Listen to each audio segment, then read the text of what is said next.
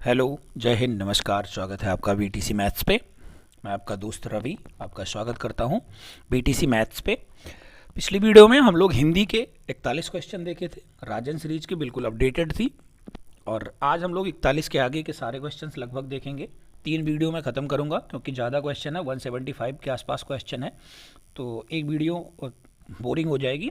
छोटी छोटी 3 वीडियो में लेके आऊँगा। एक वीडियो आ चुकी है, दूसरी ये है और एक और आएगी। अगर आप लोग नए हैं हमारे चैनल पे तो हमारे चैनल को सब्सक्राइब ज़रूर करें, लाइक करें, शेयर करें। हम इस पे आपको first semester, second, third, fourth जितने भी सेमेस्टर हैं सारी की सीरीज और राजन सीरीज, पवन सीरीज, अग्रवाल सीरीज और एक वाईसीटी की नई आई है यूथ कंपटीशन टाइम की, वो भी आपको प्रोवाइड करवाएंगे। हाँ, साथ साथ मैथ्स का डिटेल वीडियो मिलेगा हर सेमेस्टर का। अभी आपको सेकंड सेमेस्टर और फोर्थ सेमेस्टर की डिटेल वीडियो मिलेंगी। उसके बाद जब फर्स्ट सेमेस्टर और थर्ड सेमेस्टर आएगा तो हर टॉपिक्स का डिटेल वीडियो मिलेगा बेसिक्स के साथ। साथ साथ ट्रिकी अप्रोच भी बताऊंगा कैसे आपको अप्रोच करना है। चलिए शुरू करते हैं अपना पहला क्वेश्चन और सॉल्व करते हैं जितने क्वेश्चन हैं। और सॉल्व करने का तरीका थोड़ा अलग है, सबकी तरह नहीं कि क्वेश्चन पढ़ा और आंसर बता के चल दिए। आंसर के बारे में, उस टॉपिक से जितने क्वेश्चन बनने वाले हैं लगभग उनके बारे में भी जानकारी आपको दिया जाएगा। पहला क्वेश्चन हमारा है कि स्रा एक संयुक्त व्यंजन है, संयुक्त अक्षर है, तो ये किससे मिलके बना है? तो स्रा किससे मिलके बना है? स्रा बना है तुम्हारा। स्रा को जब हम तोड़ेंगे, एक चीज आप जान लीजिए कि जो ये तोड़ने में हलंत लगा है इसका मतलब है कि ये प्योर व्यंजन लिखा है। क्या लिखा है? प्योर व्यंजन लिखा है। सॉरी, ये क्या लिखा है? प्योर व्यंजन लिखा है। जैसे सपोज करिए मैंने आपको का लिख के दिया, तो ये प्योर व्यंजन नहीं है, ये स्वर के सहित व्यंजन है। इसमें जो ये व्यंजन है ये स्वर के साथ है। अगर हम इसको तोड़ें तो ये क्या लिखेंगे? का में हलंत लगा देंगे। इसको हम लोग आधा का भी बोलते हैं। अब ये हो गया इसका मतलब विस्तृत रूप। तो सा, स्रा कैसे बनता है? सा और रा मिलके, क्या सा और रा मिलके स्रा का निर्माण करते हैं। अगर हम इसको तोड़ेंगे तो आधा सा और आधा रा और पूरा आ मिला के क्या बनेगा? स्रा बनेगा। ठीक है, स्रा बनेगा। यहां दोनों आ है, स्वर नहीं है, इसलिए ये वाला सा होता नहीं है। इसको हम लोग क्या तालु सा बोलते हैं। क्या? तालु सा। ठीक है, क्योंकि ये तालु व्यंजन में या तालव्य व्यंजन में आता है। चलिए अगला क्वेश्चन क्या है हमारा कि खा का उच्चारण स्थान क्या है? मैंने पिछली वीडियो में आपको बहुत ही लाजवाब ट्रिक बताई थी। उस ट्रिक को आप 2-3 बार जहां जहां क्वेश्चन मिली आप लिखते चलिए, आपका वैसे ही याद हो जाएगा। मैंने क्या बताई थी? KTMDO, कंठ, तालव्य, मूर्धा, दंत, ओष्ठ, कावर्ण और चावर्ण, टावर्ण, तावर्ण, पावर्ण। अब क्या ढूंढना है मुझे? खा। का वर्ण में क्या आता है? खा। का और खा, खा किस में आया? कंठ में आया। तुरंत देखिए, ऑप्शन मारिए, आगे निकल जाइए। ये ट्रिक आपको 2 से 3 नंबर दिलवाएगी, क्योंकि जो वो क्वेश्चन बनते हैं अतिलघु उत्तरीय, उसमें पूछ लिया जाता है कंठवर्ण कितने होते हैं, लिखिए। तो आपको याद होना चाहिए कि कंठवर्ण कितने होते हैं, तो आप ट्रिक से याद रखेंगे। अगले क्वेश्चन पे चलते हैं। अगला क्वेश्चन हमारा है कि मुद्रा, क्या मुद्रा, मुद्रा का क्या अर्थ है? देखिए, मुद्रा का अर्थ खाली रुपया नहीं होता है। क्या? रुपया नहीं होता है। जैसे आपने रामायण या कुछ देखी होगी तो उसमें मुद्रा या मुद्रिका 2 चीज़ बोली जाती है ना। मुद्रिका मतलब अंगूठी भी होती है, और मुद्रिका, मुद्रा, इस किस मुद्रा में खड़े हो, मतलब किस आकृति में आप खड़े हो। कहते नहीं किस मुद्रा में खड़े हो, शयन मुद्रा में हो या फिर सावधान मुद्रा में हो। तो मुद्रा मतलब आकृति भी होता है। तो मुद्रा मतलब रुपया भी होता है और अंगूठी भी होता है और आकृति भी होता है। चलिए अगला क्वेश्चन क्या है? अज। अज मतलब क्या होता है? देखिए, अज मतलब संस्कृत में जब जाएंगे आप तो अज मतलब हो जाएगा क्या? बकरा। क्या? अज। ठीक है, अजह नहीं, अज मतलब बकरी होता है, अजह मतलब बकरा होता है। ठीक है, अज यहां पे क्या कहा गया है? भगवान राम के पिता का क्या नाम था? दशरथ था, और उनके पिता का क्या नाम था? अज था। क्या? दशरथ के पिता को क्या कहा जाता है? अज कहा जाता है। ठीक है, अज। अगला क्वेश्चन है लिखा नहीं जाता। एक चीज आपको बता दे रहा हूं, एक ट्रिक, उस ट्रिक में आप रहेंगे तो आपका कभी गलत नहीं होता। क्या? कभी गलत नहीं होगा। अगर आपको किसी वाक्य में नहीं का बोध मिल जाए, क्या नहीं का बोध मिल जाए, तो वो सीधा सीधा निगेटिव बोध होता है, उसको हम भाववाच्य कहते हैं। क्या कहते हैं? भाववाच्य कहते हैं। वाच्य 3 प्रकार के होते हैं। अगर आपको कर्मवाच्य पहचानना है तो उस सेंटेंस में आपको मैक्सिमम बता रहा हूं के द्वारा मिल जाएगा। क्या? के द्वारा। अगर के द्वारा मिल गया तो वो क्रमवाच्य हो गया। कर्ता की प्रधानता हुई, मेन कर्ता हुआ, जैसे राम, मोहन, सोहन, कर्ता की बात आ गई तो वो कृत्यवाच्य हो जाएगा। और नेगेटिव भाव हमेशा भाववाच्य होता है। निम्नलिखित में से किस वाक्य में संदेह आर्थक क्रिया का रूप, संदेह मतलब हमें थोड़ा डाउट है, क्या हमें डाउट है, सदा सत्य बोलो। क्या कह रहा है? सदा सत्य बोलो। तो ये क्या कह रहा है? मतलब एक ट्रुथ कह रहा है। क्या कह रहा है? वास्तविकता कह रहा है, ट्रुथ कह रहा है। वह जाना चाहता है, वो अपनी इच्छा जाहिर कर रहा है। क्या? इच्छा जाहिर कर रहा है, वह जाना चाहता है। तुम नहीं लिखोगे, तुम नहीं लिखोगे, तुम नहीं लिखोगे मतलब हमें कुछ विश्वास है, जैसे हमने आपको काम दिया कि आप पिछली वीडियो जरूर देख लीजिए, लेकिन अगर आप, हमें पता है कि आप देखोगे नहीं, अगर देखोगे नहीं तो बैक लगेगी, दिक्कत होगी। तो ये क्या हुआ? तुम नहीं लिखोगे, ये भी नहीं होगा। सदा सत्य बोलो, ये भी नहीं होगा। वह जाना चाहता है, ये भी नहीं होगा। तुमने अखबार पढ़ा होगा, हमें संदेह है कि तुमने या तो पढ़ा होगा या तो नहीं पढ़ा होगा। तो ये क्या हो जाएगा? संदेह आर्थक क्रिया। अगला क्वेश्चन क्या है? क्रिया के मूल रूप को क्या कहते हैं? क्रिया के मूल रूप को धातु कहते हैं। क्या कहते हैं? धातु कहते हैं। क्रिया का मूल रूप धातु होता है। समझ में आया आपको? उपयुक्त में से कौन सा शब्द में नी प्रत्यय लगा? अब हमने आपको प्रत्यय और उपसर्ग के बारे में पिछली वीडियो में बताया था कि उपसर्ग वो होते हैं जो शब्द के आदि में लगते हैं और प्रत्यय वो होते हैं जो शब्द के अंत में लगते हैं। प्रत्यय में जब हम शब्द को तोड़ते हैं तो दोनों शब्द प्रथम शब्द का सार्थक अर्थ निकलता है। ठीक है, पूछा क्या है? नी प्रत्यय। देखिए, महानता, इसमें आ प्रत्यय लगा है। लिखना, इसमें ना प्रत्यय लगा है। क्या फिर आ गया हमारा? करनी। क्या? करनी। कर मतलब क्या होता है? कर शब्द को हम अलग कर लेंगे। कर मतलब क्या होता है? हाथ भी होता है, टैक्स भी होता है। इसमें नी प्रत्यय लगा है तो ये क्या हो गया? करनी। समझ आ रहा है आपको? अच्छा लग रहा है? अगर अच्छा लग रहा है तो हमारे चैनल को सब्सक्राइब जरूर करें। हम आपको ऐसे ही सारी सीरीज की हिंदी, मैथ, इंग्लिश और एसएसटी जो भी हैं, second semester, fourth semester, first semester, सारी सीरीज ऐसे ही एलोबरेट करके या ऑप्शंस के बारे में बता के पढ़ाऊँगा। और मैथ्स पूरी डिटेल से पढ़ाऊँगा। हमें लगभग हमें और लास्ट में आपको एक मैराथन वीडियो दूंगा हर सब्जेक्ट की, उसमें से 5 से 7 क्वेश्चन या पास होने की गारंटी मैं ले रहा हूँ। उस वीडियो को आप, लास्ट वीडियो को जब पढ़ेंगे उससे आप पास हो जाएंगे। लेकिन आपको पास नहीं होना है, आपको परसेंटेज बनाना है, क्योंकि सुपर टेट में परसेंट लिया जाता है। बीटीसी का परसेंटेज मेन रोल होता है। चलिए अगले क्वेश्चन पे चलते हैं कि जातिवाचक संज्ञा है। अब हमने कल आपको जातिवाचक संज्ञा के बारे में बताया था। संज्ञा के 5 भेद: व्यक्तिवाचक, जातिवाचक, भाववाचक, समूहवाचक और स्थानवाचक। फिर आपको इसमें बताया था कि जातिवाचक संज्ञा क्या होती है? जो एक कम्युनिटी का बोध कराए। जैसे आप अध्यापक बनेंगे तो अध्यापक क्या हो गया? एक जाति हो गया। ठीक है, जैसे मैंने किसी का नाम ले लिया, रीता, गीता, सीता, ये अध्यापक बनी तो ये क्या हो गई? व्यक्तिवाचक संज्ञा हो गई। ठीक, जैसे यहाँ पे सुशील, ये क्या हो गया? व्यक्तिवाचक संज्ञा में भी आता है। और ये एक गुणवाचक विशेषण भी है कि वो बहुत सुशील लड़का है, मतलब सीधा लड़का है। तो इसमें क्या हो गया? जातिवाचक क्या हो गया? डॉक्टर हो गया। और भाववाचक, हमने आपको बताया था, एक ट्रिक बताई थी कि भाववाचक को हम छू नहीं सकते, खाली महसूस कर सकते हैं। बचपन हम अपना खाली याद कर सकते हैं, महसूस कर सकते हैं कि बचपन में हमें ना तो पढ़ाई का लोड होता था, ना हमें बैक लगने का डर होता था, ना हमें ये डर होता था कि बीटीसी के बाद टेट कैसे निकालूंगा, सीटेट कैसे निकालूंगा। बचपन क्या था? खाओ, खेलो और सो जाओ, साथ साथ चॉकलेट के लिए जिद करो और चॉकलेट भी मिल जाए। अगला क्वेश्चन है कि जटिल के लिए निम्नलिखित में से उपयुक्त विशेषण क्या है? जटिल मतलब क्या होता है? जटिल मतलब जैसे कहते हैं ना, ये जटिल, बहुत जटिल समस्या हो गई है। दृष्टि कोई विशेषण नहीं हो सकता, जटिल दृष्टि हो नहीं सकता। जटिल प्रश्न नहीं, कठिन प्रश्न होगा, जटिल प्रश्न नहीं, कठिन, जटिल स्थिति नहीं, कठिन स्थिति होगी। जटिल, बहुत जटिल समस्या है ये, कि हम लोग पढ़ते नहीं हैं, इसलिए हम लोगों का बैग लग जाता है और ऐसे ही फॉर्म आता है, भर्ती निकल के चली जाती है, फिर दिक्कत होती है। अगला क्वेश्चन हमारा है कि रिक्त स्थान की पूर्ति के लिए उपयुक्त कारक चिन्ह। अब कारक के बारे में थोड़ा सा जान लीजिए, एक शॉर्ट ब्रीफ दे रहा हूँ। कारक क्या होता है? हिंदी में कारक 8 प्रकार के होते हैं। कारक को हम लोग परसर्ग भी बोलते हैं, कहीं कहीं आपको परसर्ग मिल जाएगा। परसर्ग कारक चिन्ह या खाली परसर्ग या कारक चिन्ह, ये लिख के मिलेगा।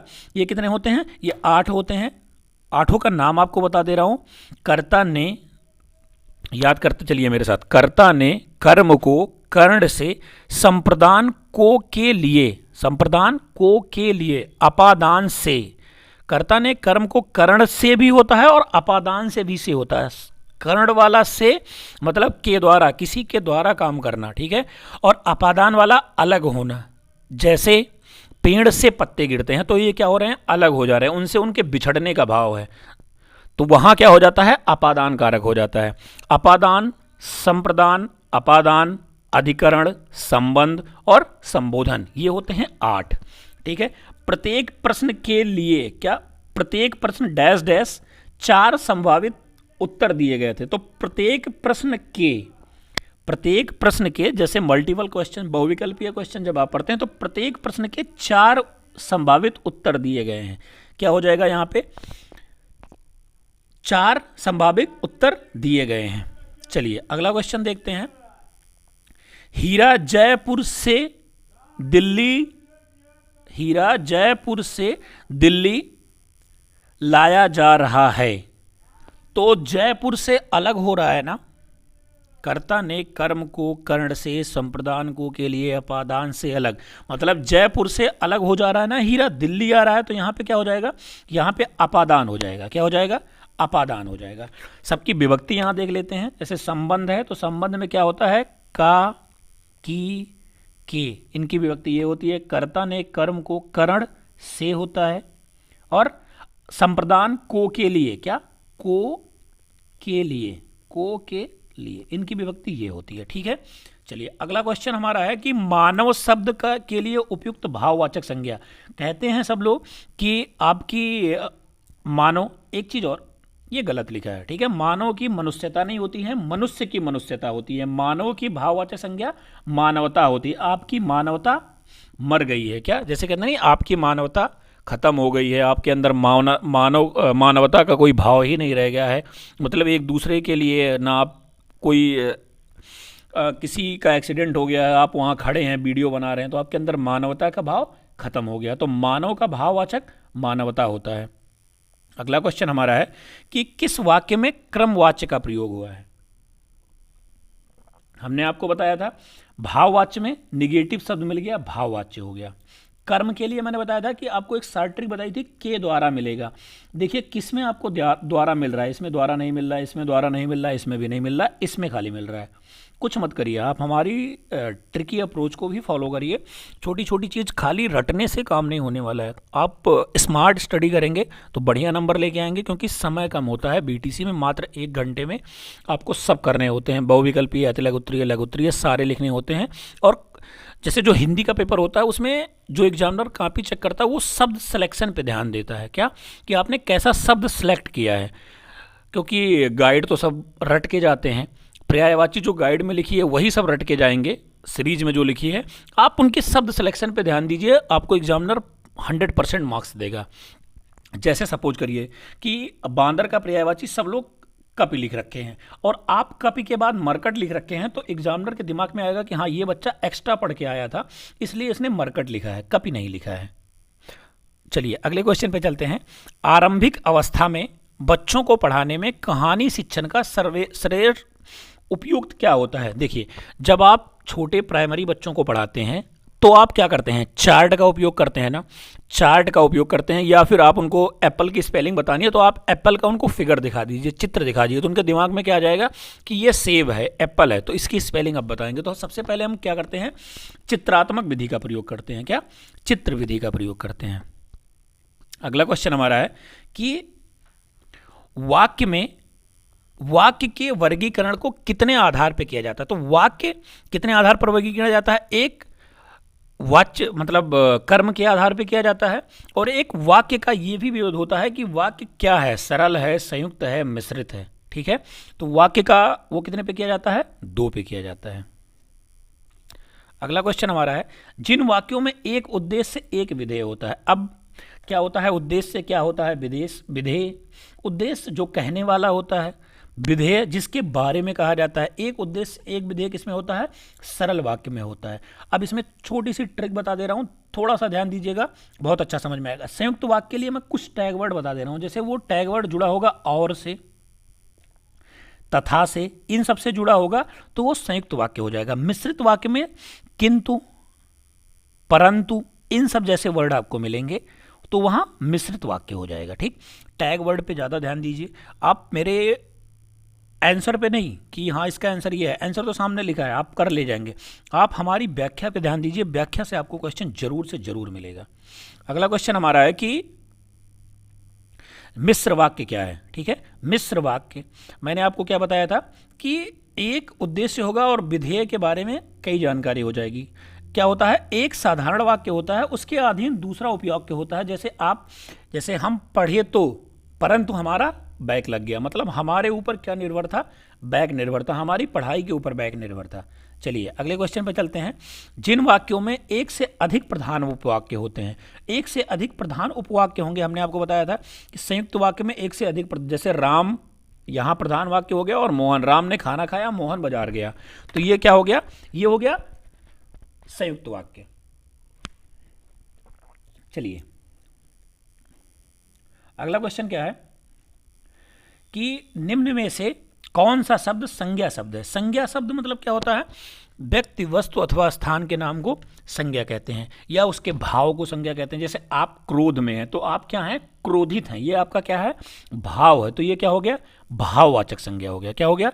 भाववाचक संज्ञा हो गया। ठीक है, निम्नलिखित में हमेशा बहुवचन में प्रयोग होता है। जैसे हमेशा बहुवचन में प्रयोग होने वाले कुछ शब्द इंपॉर्टेंट हैं जो सबसे ज़्यादा पूछे जाते हैं। एक हस्ताक्षर बहुत पूछा जाता है, हस्ताक्षर। ठीक है, सिग्नेचर जिसको हम लोग बोलते हैं, ये बहुत पूछा जाता है। ये सदैव बहुवचन होता है, सब लोग अपने हस्ताक्षर कर दीजिए।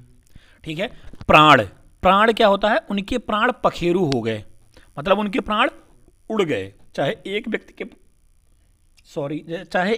के प्राण उड़े हों, चाहे जितने लोग के प्राण उड़े हों, यही कहा जाएगा उनके प्राण पखेरु हो गए। प्राण हमेशा बहुवचन होता है। अगला क्वेश्चन है हमारा, गद्य का एक महत्वपूर्ण विधा है। तो गद्य किसकी एक महत्वपूर्ण विधा है? गद्य और पद्य दो होते हैं, एक गद्य होता है, एक पद्य होता है। गद्य में क्या होता है कि हम कहानी लिखते हैं, कहानी या किसी की आत्मकथा, ये सब गद्य में होती है। और पद्य में क्या होता है? आपने दोहा पढ़ा होगा, रहीम के दोहे, कबीर के दोहे, ये क्या होते हैं? ये पद्य होते हैं। आपने इंटर में पढ़ा होगा गद्य और पद्य, दो हिंदी की बुक रही होगी, गद्यांश पद्यांश। ठीक, तो ये क्या हो जाएगी? कहानी। अगला क्या है? कहानी के तत्व के आधार पे, कहानी तत्व के आधार पर कहानी के भेद। तो कहानी कितने भेद में बांटी गई है? कहानी 4 भेदों में बांटी गई है। क्या है? कहानी की विधाएं मानी जाती है। तो कहानी की कितनी विधाएं मानी जाती हैं? वही उसकी भेद हो जाते हैं, वही उसकी विधाएं भी होती हैं। कहानी की कितनी विधाएं हैं? कहानी की 1 विधा है। ठीक है, अगला क्या है? अगला हमारा है कि कौन सा एक शब्द क्रिया विशेषण है। अब क्रिया विशेषण अव्यय के बारे में आपको पढ़ना होगा। फर्स्ट सेमेस्टर में एक क्वेश्चन आया था, मैक्सिमम लड़के उसको गलत करके आए थे कि वो क्रिया विशेषण है कि सर्वनाम है कि संज्ञा है। लोग उसको सर्वनाम मार के आए थे, वो था क्रिया विशेषण।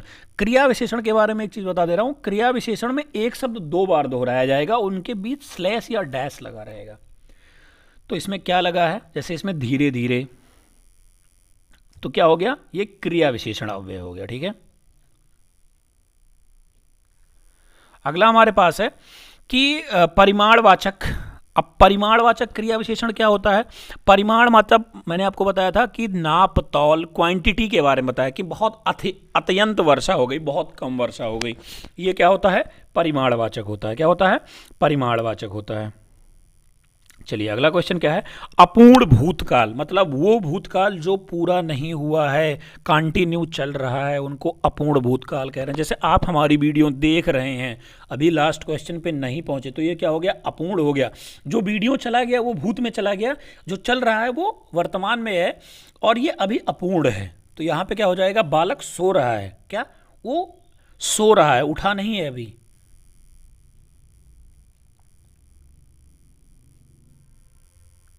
अगला क्वेश्चन हमारा है कि वाचन द्वारा अधिकतम या अधिगम किस प्रकार से प्राप्त की जाती है।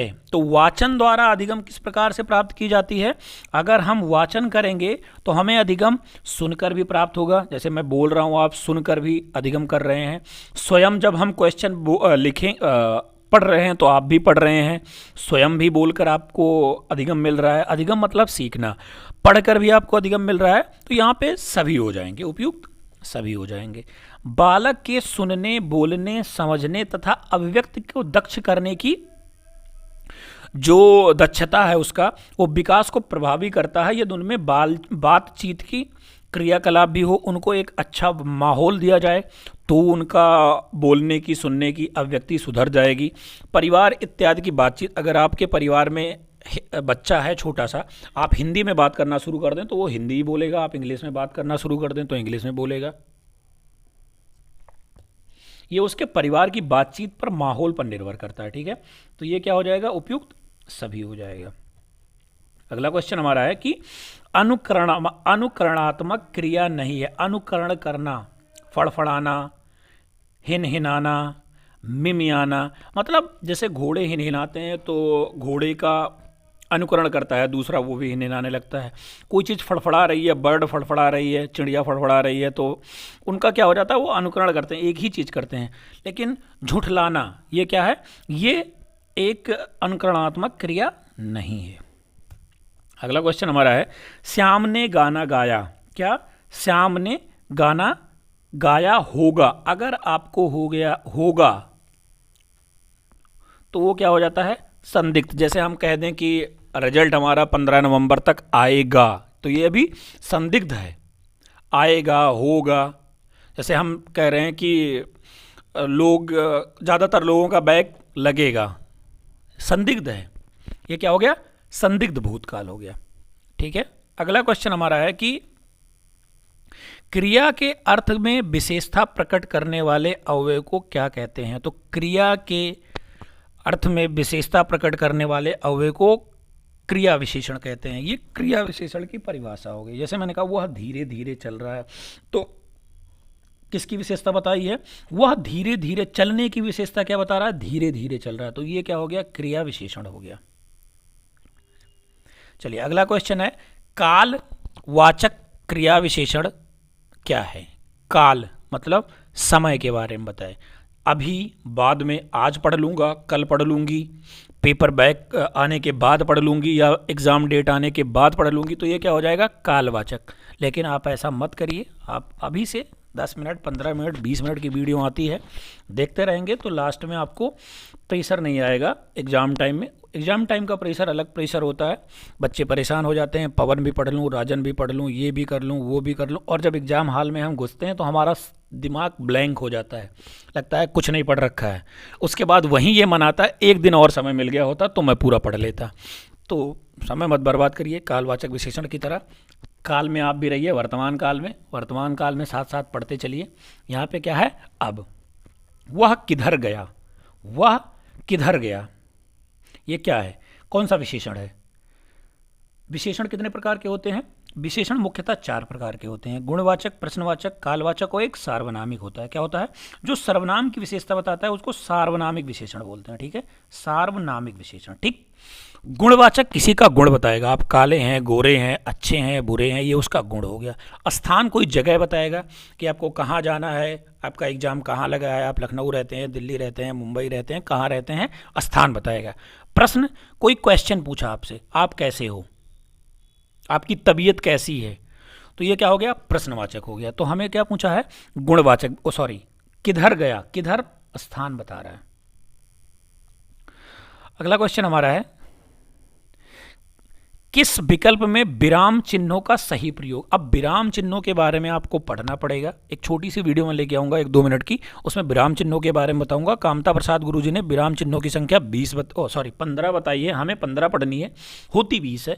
जब आप बड़े कंपटीशन के एग्जाम में पहुंच जाएंगे तो वहां जब आएगा कि विराम चिन्हों की संख्या कितनी होती है तो आप 15-20 अगर नाम लिख दिया। कामता प्रसाद गुरुजी बहुत बड़े व्याकरणाचार्य थे, उन्होंने बताया था कि विराम चिन्हों की संख्या 20 होती है।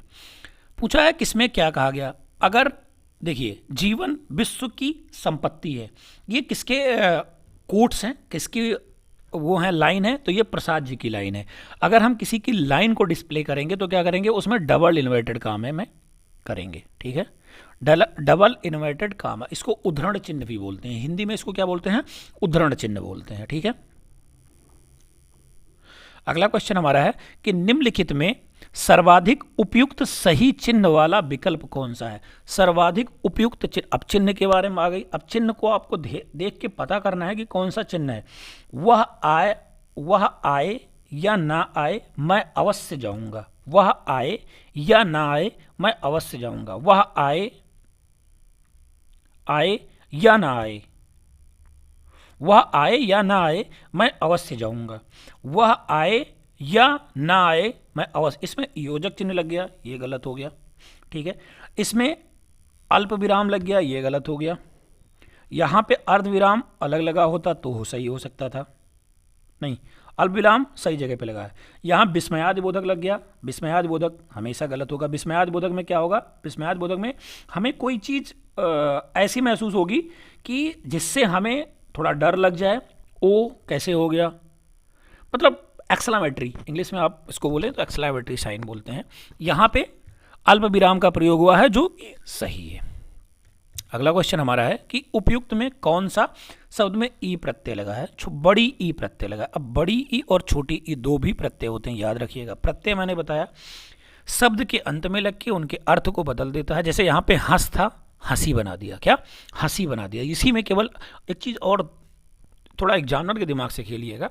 जैसे कहीं आपको बड़ी मिल ही नहीं रहा, एक ही में मिल रहा है, मार के तुरंत आगे निकल जाइए। समय बीटीसी में बहुत बड़ा रोल अदा करता है, आप लोग ध्यान दीजिए। बीटीसी में ही नहीं, आप TET, C TET, super TET जो भी देंगे, आपको टाइम मैनेजमेंट अच्छे से आना चाहिए। हिंदी के पेपर के लिए आपको यूपी टेट में 15 मिनट काफ़ी ज़्यादा हो जाएगा। 15 मिनट से ज़्यादा लगा रहे हैं तो आप मैथ्स में पीछे हो जाएंगे, जिससे आपको दिक्कत हो जाएगी 1-2 नंबर से। इसीलिए लोगों का रुकता है, वो समय मैनेजमेंट नहीं कर पाते हैं। अगला क्वेश्चन क्या है, महिमा। महिमा शब्द में कौन सा प्रत्यय लगा है। अब महिमा में क्या प्रत्यय हो सकता है, इमा प्रत्यय, क्या इमा प्रत्यय, ठीक है। महिम कोई शब्द नहीं होता है, माँ हम यहां अलग कर देंगे और इमा प्रत्यय हो जाएगा। अगला क्वेश्चन है, आपका भविष्य उज्जवल हो। क्या आपका भविष्य उज्जवल हो, हम क्या चाहते हैं, हमारी क्या है, ये इच्छा है, कामना है कि आपका भविष्य उज्जवल हो। हमारी ये इच्छा है कि आपके मार्क्स अच्छे आएँ, 2026 तक आपकी नौकरी लग जाए। 2026 में यूपी सुपर टेट की भर्ती 100% आएगी, क्योंकि वो चुनावी साल है तो भर्ती आना ही आना है। आप लोग लगे रहिए, ऐसा करिए कि बैक ना लगे, बैक लग जाएगी तो आप सेमेस्टर पीछे हो जाएंगे। क्योंकि बीटीसी जो डीएलएड है उसका एक थोड़ा गलत लगता है कि जब वो फर्स्ट सेमेस्टर का बैक लगेगा तो फर्स्ट ही सेमेस्टर में जाके क्लियर होगा, जब नए बैच के फर्स्ट सेमेस्टर आएंगे। थर्ड सेमेस्टर का लगेगा तो उन्हीं के साथ थर्ड सेमेस्टर होगा, जो कि जैसे आपका फोर्थ सेमेस्टर में बैक लग गया तो आप परेशान हो जाओगे, 1 साल के बाद आपका पेपर होगा, झेल जाओगे। इसलिए थोड़ा ध्यान रखिए, बैक ना लगे, क्योंकि भर्ती आने वाली है और बैक लगा रहेगा तो फिर दिक्कत हो जाएगी। एक बार भर्ती हाथ से चली गई तो दोबारा आपको बहुत मुश्किल है यूपी में भर्ती आना। हमारी ये इच्छा है, हमारी ये कामना है, तो यहाँ पे क्या हो जाएगा, इच्छावाचक। क्या हो जाएगा, इच्छावाचक। चलिए 80 क्वेश्चन पे आपको छोड़ते हैं, मिलते हैं अगली वीडियो में, क्योंकि वीडियो बहुत लंबी हो जाएगी और आप ऊब जाएंगे, पढ़ेंगे नहीं, अच्छा नहीं लगेगा। अगली वीडियो में सारे क्वेश्चन ख़त्म कर देंगे, MCQ, फिर लाएंगे दूसरी सीरीज। और हाँ, साथ साथ अब मैथ्स की वीडियो आना शुरू होने वाला है, क्योंकि थोड़ा व्यस्तता थी इसलिए वीडियो नहीं आ रहा था। अब मैथ्स की वीडियो आना शुरू होने वाले हैं, डिटेल वीडियो। आप लोग अच्छे से ध्यान करके पढ़िए, बैक नहीं लगेगी, इसकी गारंटी मैं ले रहा हूँ। जैसा मैं बताऊँ वैसा पढ़िए, जितना मैं क्वेश्चन दूँ उतना प्रैक्टिस करिए, आपकी बैक नहीं लगेगी। मिलते हैं आपसे अगली वीडियो में। जय हिंद, धन्यवाद। पढ़ते रहिए अच्छे से।